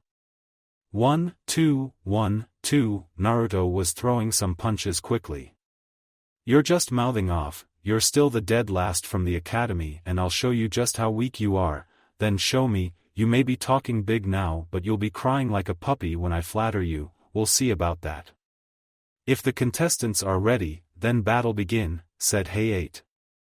Naruto Uzumaki vs Kiba Inuzuka. Music start. Kingdom Hearts Birth by Sleep OST. Future Masters, Akamaru, wait here, I'll handle this, said Kiba. Akamaru nodded in affirmation and sat down. Tora, you go and stay with Hinataken and Sakuraken, said Naruto. Tora nodded and hopped off his hood, making her way back to the girls. Why are you sending the cat back? That's because I work a whole lot better with a handicap. Alright then, ninja art of beast mimicry, all fours jutsu. Kiba went on his hands and feet before speeding forward and slammed a punch into Naruto's stomach before he could react, sending him flying backwards and not getting up. What did I tell you before? You're weak like always. I guess I overestimated him, thought Kankuro. I guess he's not the one, thought Gaia. That was embarrassing, Naruto, thought Lee. Is this how much you changed, thought Ino. I guess you're still the same, thought Shikamaru. Proctor, you can call the match as he's not getting up anytime soon, said Kiba as he turned around and started to walk away. He was a few steps away when he heard a familiar voice from behind. Hey dog boy, he felt a hand grab his shoulder and was forced to turn around and received a punch in the jaw, sending him flying to the ground. Kiba got up to see Naruto smirking at him. Next time you throw a punch, bring it from the shoulder as it's a lot more powerful that way, said Naruto, displaying such an example. That's right, Naruto-kun, you're just getting started. Sakura cheered the blonde, with Hinata silently agreeing with her. Oh man, I keep forgetting that Naruto isn't someone you can easily figure out, said Shikamaru, with the others nodding in agreement as well. Looks like Naruto's not playing around now, that guy's in for it, said Anko with a sadistic grin. Why you? Kiba growled in anger. I think you might stand a better chance if bring your puppy into the mix, you'll regret that, let's go Akamaru. Kiba charged at Naruto with Akamaru by his side, then he reached into his pouch and pulled out a pair of purple pellets and threw them at Naruto, which exploded with smoke. Those were smoke grenades, said Kurama. He intends to attack you while blinded Naruto-sama, said Tsunami. I know, too bad Kiba has forgotten that eyesight isn't the only thing that ninja depends on, thought Naruto. As Naruto focused on his other senses, he felt something approach from behind and quickly twisted his body to evade. He sensed another attack aiming for his stomach and blocked it with his hands. The attacks kept coming from different angles, but he was able to block or deflect them. He then caught a punch with left hand and slammed a palm into Kiba's stomach, which sent him flying out of the smoke cloud. I've had enough of hide and punch, wind style, gale claw. He swung his hand to clear to smoke and everyone was surprised to see the wind covering his hand. He can use wind jutsu, said Temari with shock. It's rare to have wind users in the Hidden Leaf Village with me. Formerly being the only one, said Asuma as the cigar fell from his mouth before catching it. I've had enough of this. Kiba took out 2 small brown pellets and threw one to Akamaru, who swallowed it and his fur turned red before eating the other one. Looks like Kiba is going to use that jutsu, thought Shino. What was that Kiba and Akamaru ate? Asked Ino. Those were food pills. It's an energy booster that can make the consumer fight continuously for 3 days and nights without rest, but it often leads to complete exhaustion when the effects wear off, said Chuji. Alright Akamaru. The dog jumped onto Kiba's head as he crouched. Beast mimicry, man-beast clones. There was puff of smoke and it faded to reveal a doppelganger in Akamaru. Naruto-sama, be careful, that's a variation of the clone jutsu like your shadow clones, said Tsunami. The duo pounced at Naruto, who quickly backflipped to avoid the attack. He then twisted his body out of the way when one of them swiped a clawed hand at him and rolled to the right as the second tried to punch him from behind. He immediately cartwheeled out of the way of their double claw attack. With them attacking back to back, boss won't get enough time to set up a counterattack, said the clone, making the others worry. Why won't he use the bracelet? He should be able to win using its weapons, asked Sakura. Boss felt that he was depending on it too much and wanted to take Kiba on with the martial arts training which he received from Liu Qiang Sensei. Naruto saw a swipe aiming for his legs from one of the Kibas and quickly into the air, but got worried when he saw them smirk at him. He fell for it. Let's go Akamaru. They leapt after him and started to spin, forming 2 mini tornadoes, man-beast ultimate taijutsu, Fang over Fang. Music and Naruto screamed out in pain as the attacks slammed into his body and he fell to the ground with his hoodie jacket shredded to pieces and blood all over his body. Naruto-kun. Sakura and Hinata shouted his name in worry as they, along with everyone else, watch him slowly get up from the ground with the jacket falling off and his t-shirt with rips on it. Come on Naruto-kun, hang in there, thought Anko. Come on Naruto, don't let your flames of youth die out, said Lee as his fists clenched. Don't give up Naruto-kun, I know you're stronger than this, thought Tenten. How much damage did I get Kachin, thought Naruto. I'm healing your wounds as we speak, you'll be back to normal soon, said Kurama as she sent her chakra through his chakra circulatory. I did tell you that I'll show you how weak you are, so you might as well throw in the towel, Kiba taunted. Then you might as well forget it, as long as my dream is yet to be achieved, there's no way I'm giving in, said Naruto as he stood and felt his wounds already closing up. Please, that stupid dream of being Hokage? That's fool's errand, there's no way you'll be Hokage, especially with how stupid you are. This had many of those who supported Naruto glared angrily at Kiba until they heard him speak up. I've just about had it with you insulting me up until this point, and it's gonna be the worst mistake of your life. Teach him a lesson he'll never forget. Kurama shouted furiously, along with Tsunami, who was just as angry. Naruto crossed his arms before his face, something that caused his clone's eyes to widen in surprise. Kiba has done it now, boss is about to trigger his brutality. What do you mean by that? Asked Lee curiously. It's a state where one would attack his enemies ferociously and relentlessly. In other words, it's not gonna be pretty for Kiba. Everyone turned back to the match to watch what would happen. Music start. Kingdom Hearts 2 OST. The 13th struggle. Naruto brought his hands down to his sides as he raised his head to the ceiling and unleashed a powerful roar. Kiba started to shake as he felt a certain pressure being emitted from the blonde. Naruto held a hand forward and pointed to the ground. Step up, I dare you, said Naruto with rage in his eyes. Kiba shook his head to clear his head. Come on Akamaru, let's take him down. They charged at Naruto and tried to pounce him again, but Naruto was ready this time. Tornado spin. Naruto crossed his arm across his chest and spun in one place while exuding blue energy from his body, which knocked them into the air before jumping after them. Dive kicks. He proceeded to land diving kicks on them continuously. Then he grabbed one of their legs and swung around to slam into the other, sending them falling to the ground. What? That looks almost similar to the Hyuga clan's techniques, shouted Neji angrily. That may be true, but Naruto was taught it by his master, so it was not copied, said Kurenai, defending her student. Amazing, he's really wailing on them, said Shikamaru.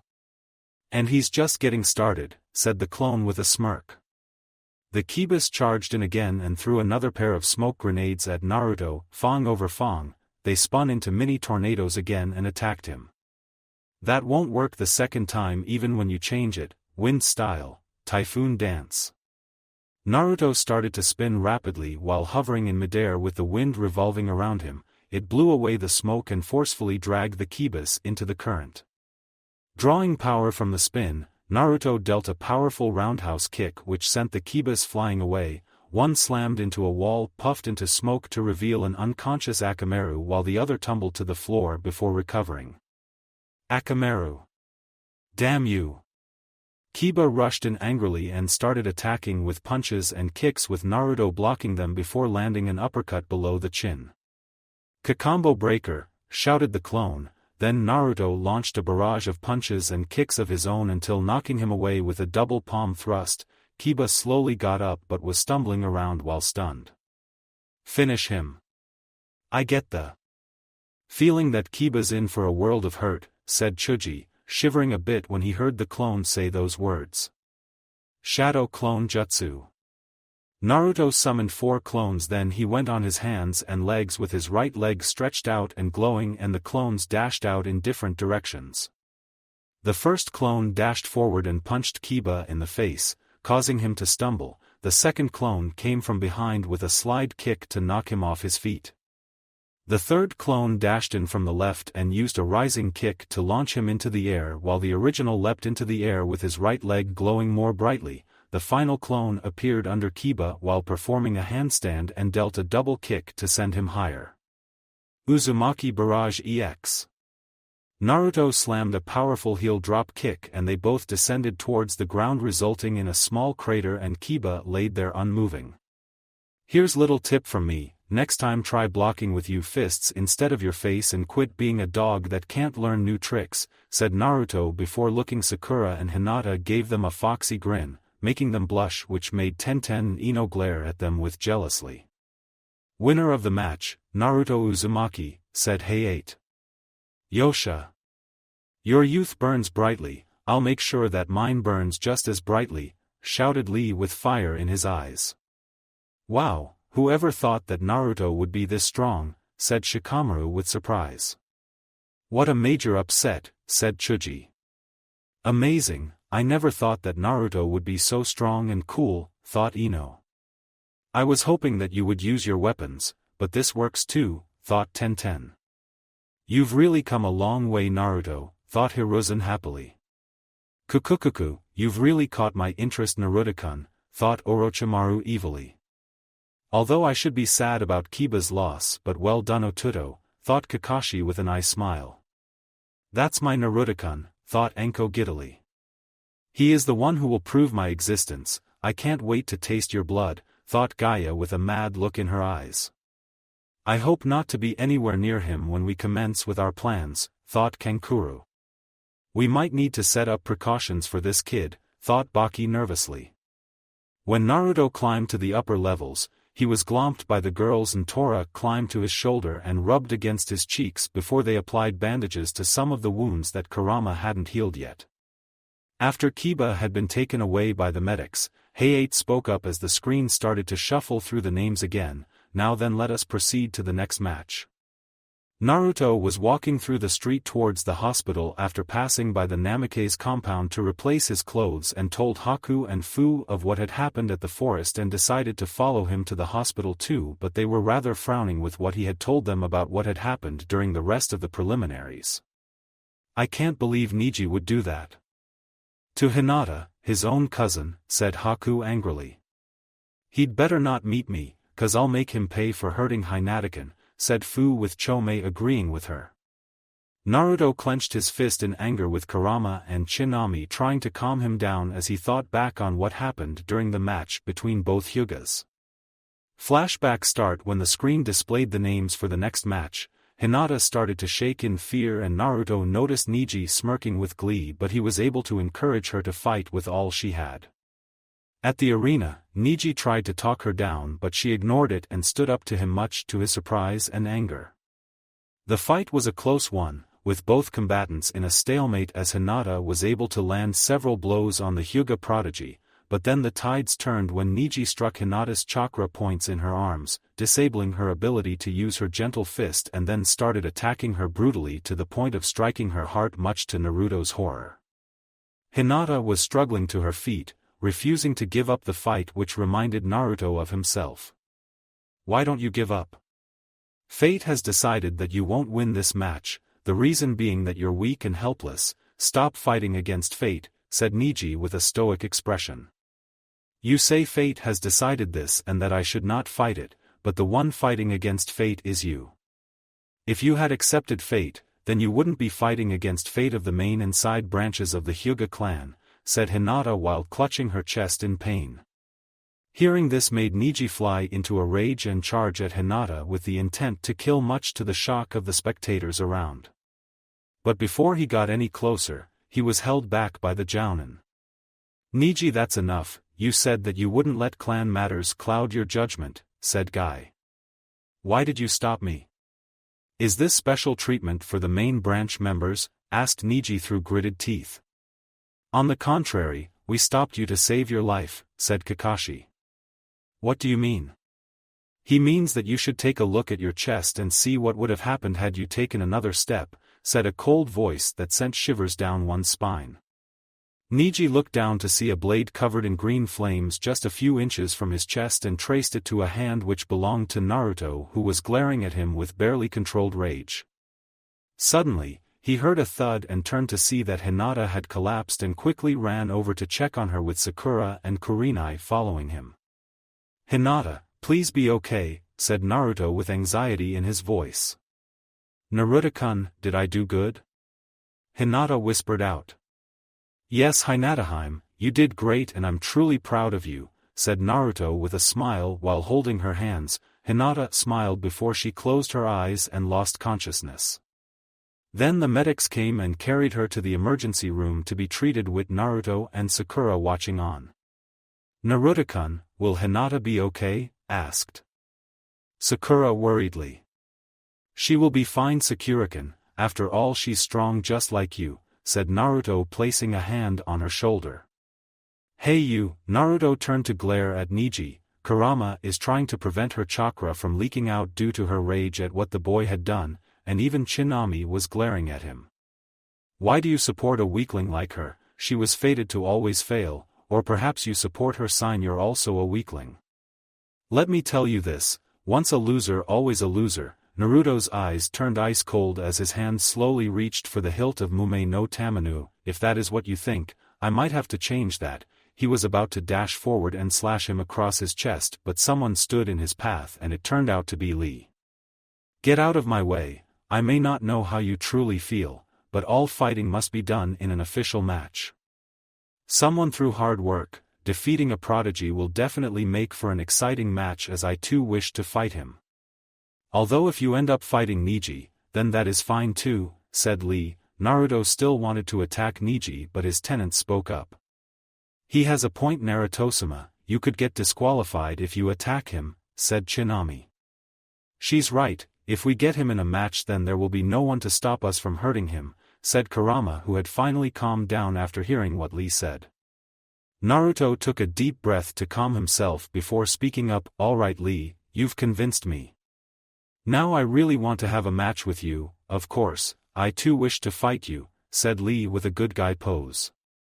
Naruto turned to face Neji, who looking at him with a smug look. "If we ever meet on the arena you better watch out, 'cause I'm not showing any mercy," before he walked back to the upper levels. Flashback end. Soon his anger changed into concern for Lee. He had the next match against Gaia. He kept on attacking Taijutsu but Gaia used the sand from her gourd to guard. Many wondered why he wasn't using any ninjutsu until Guy revealed that he can't do any due to having underdeveloped chakra circulatory system. No matter how many times Lee attacked, he just couldn't get past the sand, which was until Guy told Lee to take his leg weights off. When he did, Lee's speed increased drastically to the point that the sand was having difficulty to keep up and was able to land a direct hit on Gaia, much to the sand ninja's surprise. But it was revealed that Gaia had an armor of sand on her. Lee tried to finish it with a primary lotus, which was a double-edged sword, putting a serious amount of strain on his body. But Gaia survived the attack and proceeded to pummel Lee, which forced him to use his trump card, which is to open the 8 inner gates. After opening 5 of the inner gates, he then started to attack Gaia with a high-speed combo which even the sand couldn't keep up with at all, something Naruto noted that he could keep with when using the clock up, and he was holding back on Haku back. Then, and used Hidden Lotus, leaving his muscles torn and body fatigued. Gaia used the sand to cushion her fall and then crushed Lee's arm and legs. She would have continued hadn't Guy stepped in to call the match. The next and final match was between Chuji and Dosu, but it ended rather quickly with Dosu using his melody arm to knock Chuji out, giving him the win. Later the winners assembled and Hiruzen had them draw numbers and were given matchups, which were Naruto Uzumaki vs Neji Hyuga, Sasuke Uchiha vs Gaara of the Sand, Kankuro vs Shino Aburame, Shikamaru Nara vs Temari, Sakura Haruno vs Dosu Kinyuta. Hiruzen then tell them that the final phase of the exam will be a tournament whereby any or none of them could have a chance on becoming Chunin based on how they fight in a match, and that they only have a month to train before then. Afterwards everyone left the tower and returned to the village.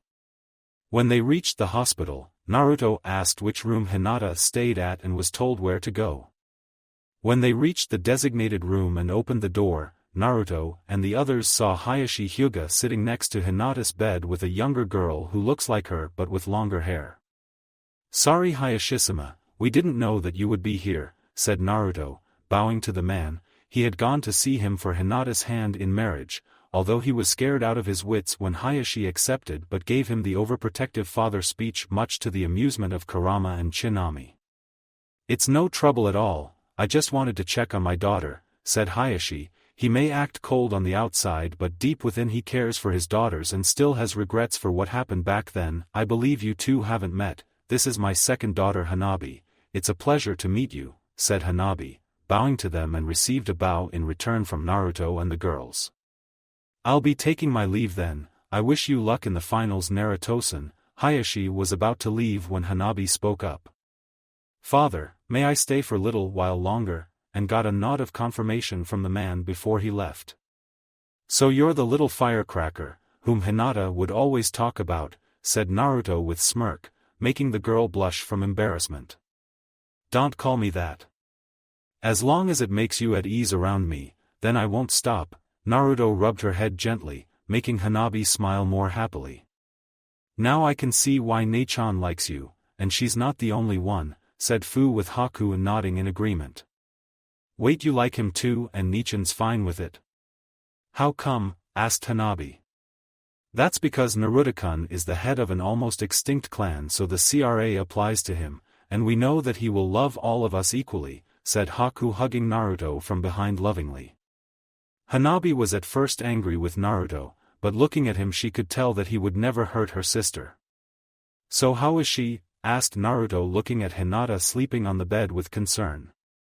The doctor said that she'll be fine, she should be able to recover in time for the finals. That's good, because I want her there to see me beat stoicism out of Neji for what he did to Hinataken. Please be careful when facing Neji, he's known to be a genius when it comes to the Juken. Not only that, we must also find out the reason why Neji hates Hinata and main branch in general, said Chinami.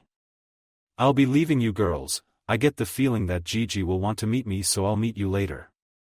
Sakurakin will come by later to visit. With that, Naruto left the hospital, and upon passing through the entrance, an ANBU member wearing a cat mask appeared before him.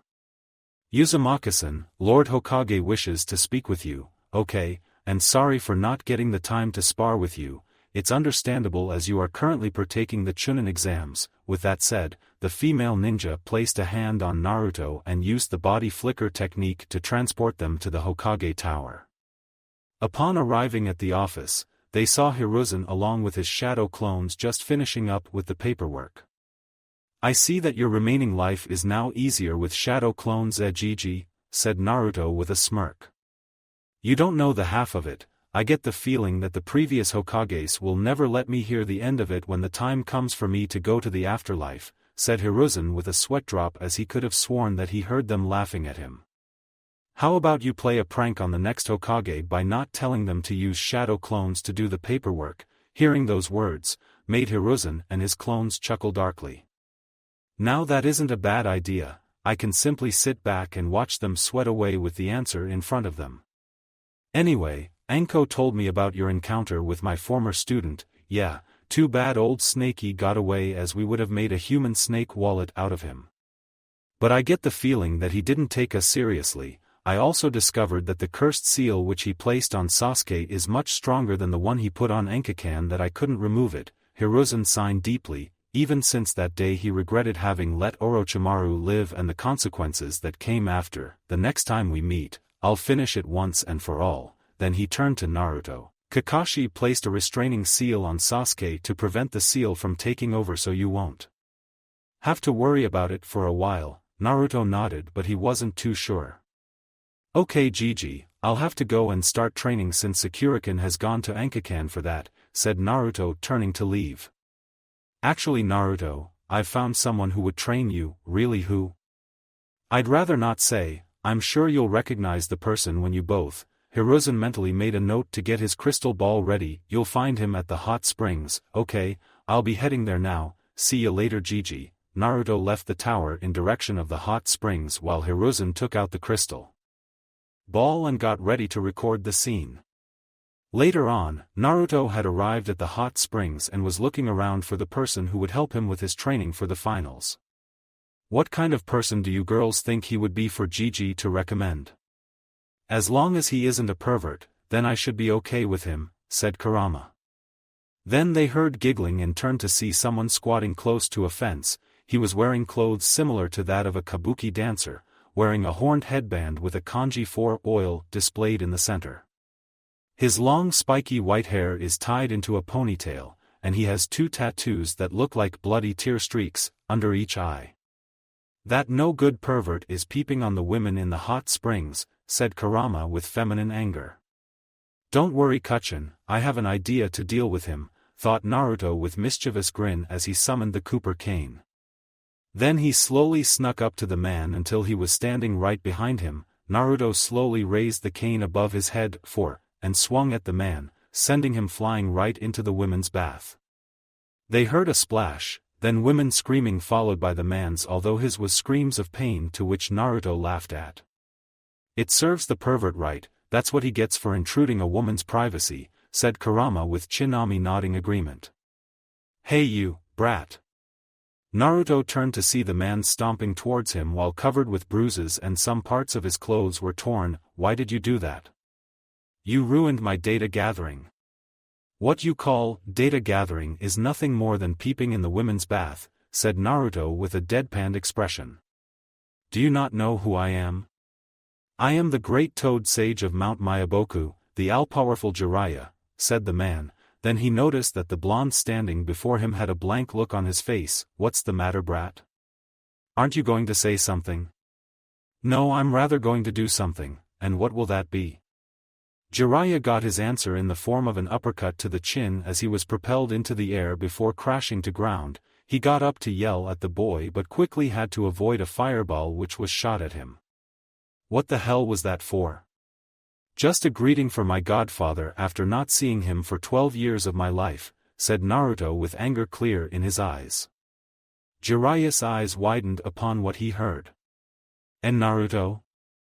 Jiraiya rolled to the side to avoid a slash from Tsukiyatoshi when Naruto jumped at him.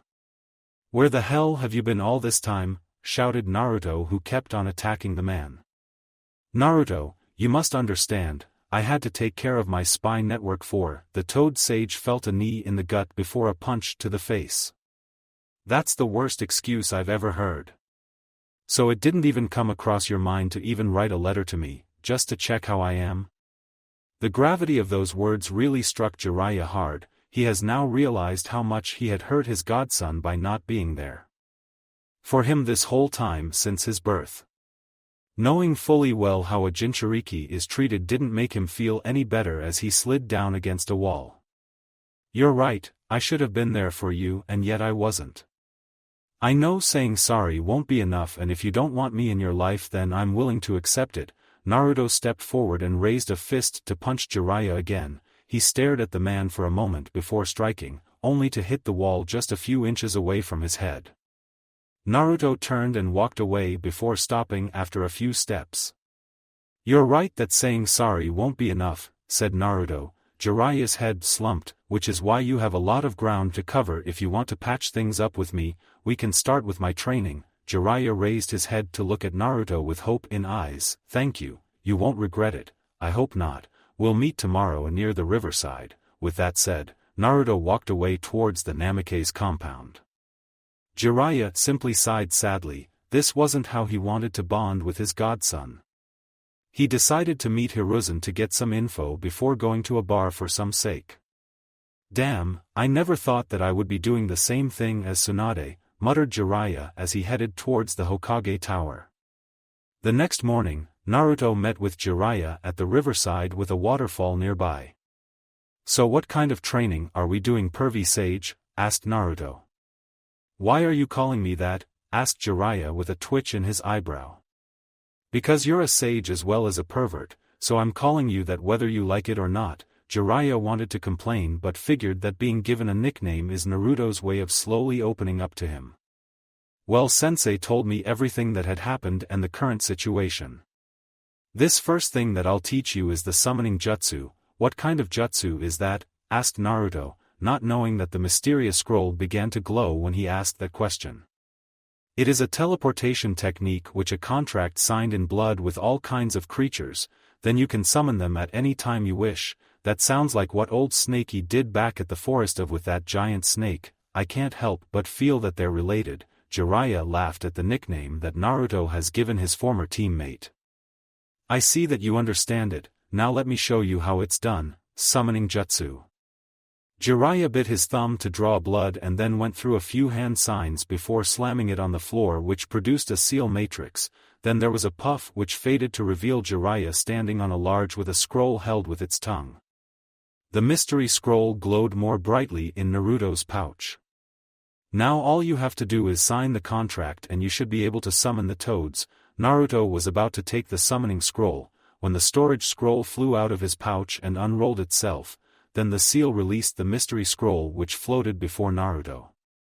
Much to his Jiraiya's confusion, the scroll unrolled itself to reveal that it was a summoning scroll with strange symbols that he had never seen before. What's going on? Asked Naruto. I don't know, but where did you find this scroll? Naruto then told him how he found the scroll. It seems like the scroll wants you to sign the contract, but doesn't one sign a single contract? Normally, those who sign a single contract only have a sufficient amount of chakra to summon. But there are ninjas with large amounts of chakra close to yours who can summon a variety of creatures by signing multiple contracts.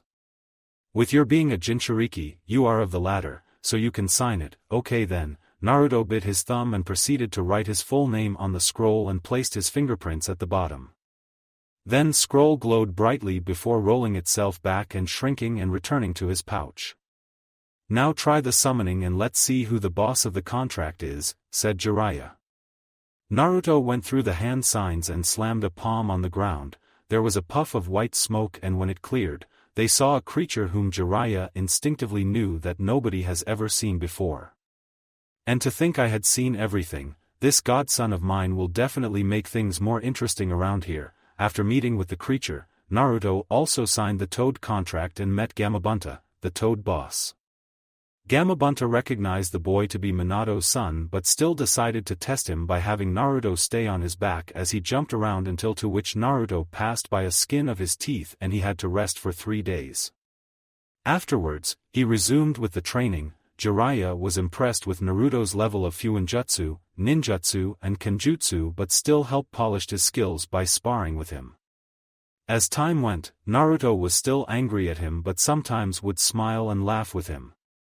Naruto often summons the creatures secretly and train with them as he had planned to summon them when the times comes.